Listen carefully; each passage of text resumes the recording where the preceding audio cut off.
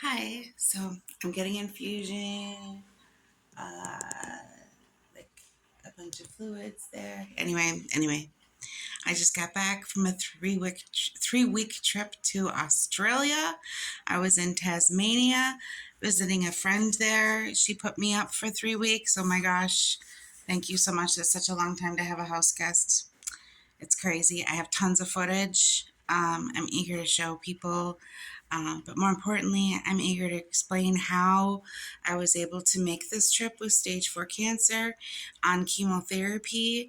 I spread my chemotherapy from 3 weeks to 4 weeks with my oncologist's approval because my blood has been doing really well so far, like for a while. So, due to the fact that my blood work has been good, that means that I was able to take a little extra break. Right now, I'm getting fluids in my port, and that's just between chemotherapy. It's like been almost a week since I got chemotherapy, and which is in her too. And then they give me Aloxi and Amend for the nausea. And I come in for extra stuff for nausea in between my chemotherapy.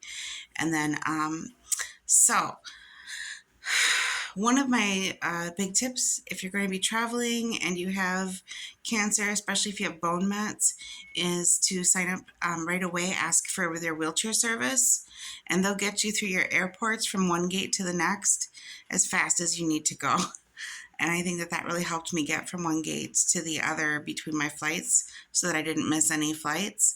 Also, on the landing, on the way home, each time a plane landed, because it was like I had to go from Hobart, Tasmania to Melbourne, Australia, on the mainland. And then, because Tasmania is that island just south of Australia. So then from Melbourne, then I went to Dallas in the US, and then from Dallas to Chicago. Every time a plane landed, my left hand got really swollen and really painful. And at first, I thought maybe I was having a heart attack or something. It was that painful. It was really painful. Um, but my oncologist thinks that I'm getting a tinge of lymphedema, which when you have long-term cancer treatment, I've been on cancer treatment now for about 6 years, almost 6 years, not quite, about 5.5 years.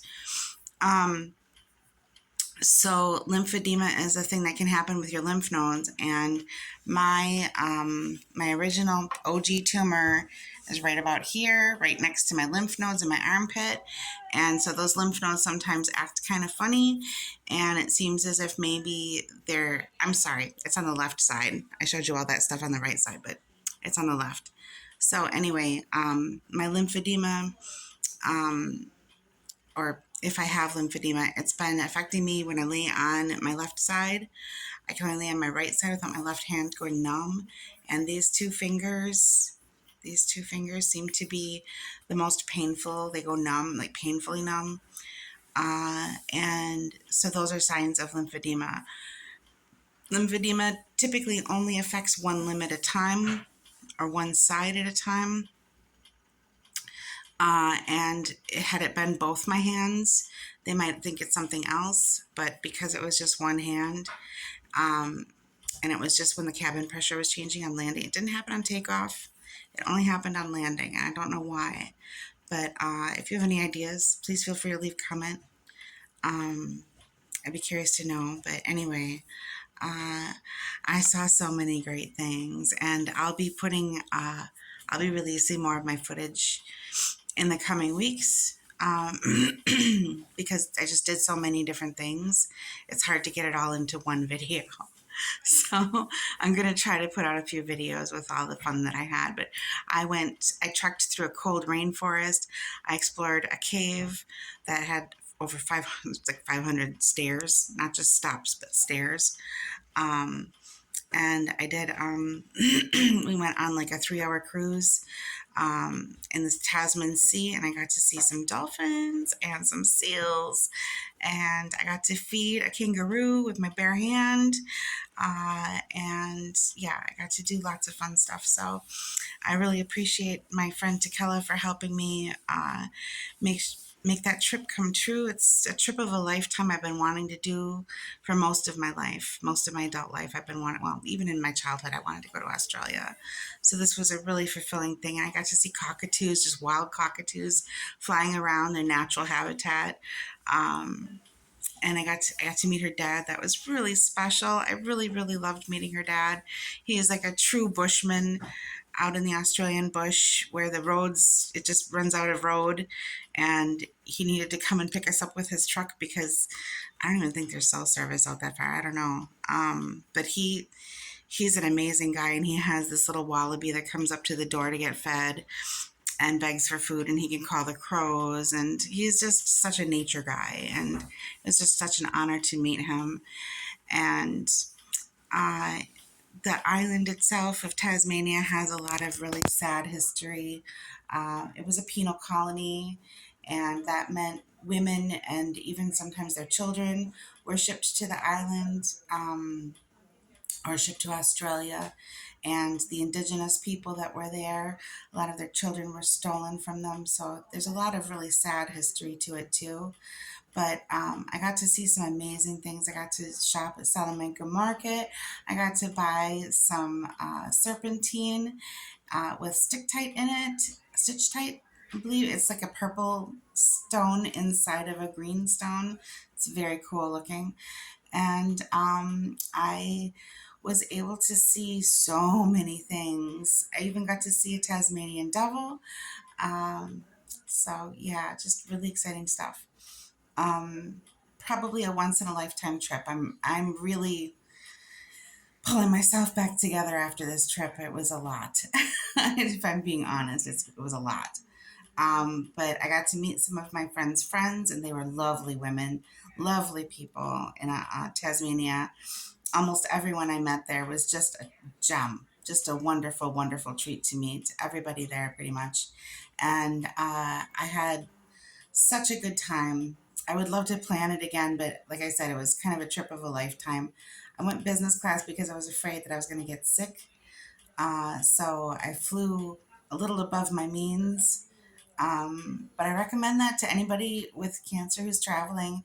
If you're worried about being nauseous or sick, it was a way for them to give me a bed to lay flat for a lot of my trip, and that really helped me get through the journey, I think, a lot better than I would have otherwise. I'm trying to think if there's anything else that I can add right now other than just some clips of my holidays gone.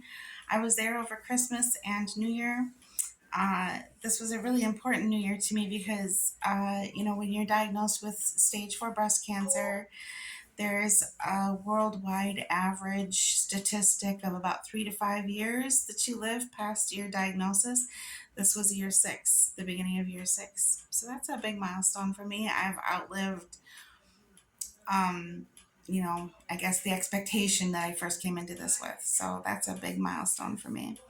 Um, Other than that, I really don't have too much to say lately, just because I've been recovering from my trip mostly. But yeah, it was a really great experience, and I would love to plan other things. Um, I have a few more things on my bucket list, but I'll go ahead and upload some of those videos soon. So anyway, sorry for being quiet for so long. Um, I've just been really, really busy and trying to eat life by the mouthful when I have a chance. So, okay. Also, I do have a wig. I had to order the stuff to care for it. Uh, Wig care is a lot more involved than I realized. So, I didn't want to wear it too much before I get all the cares for it, all the care stuff for it. But so I've been wearing beanies and hats and stuff. Um, anyway, my hair hasn't been growing out too much. It's still really, really like almost bald. So I've got less than an inch of growth, and my hair fell out in August, and it's January now. So it's not like, when you get hair loss from cancer treatment, it's not like getting a haircut. It doesn't go back as fast, I think. Or at least for me, it hasn't. So anyway, all right, that's pretty much it for now. I I hope that you're having a fantastic day. Be kind to yourself and others. Take care. Thanks for watching. Bye.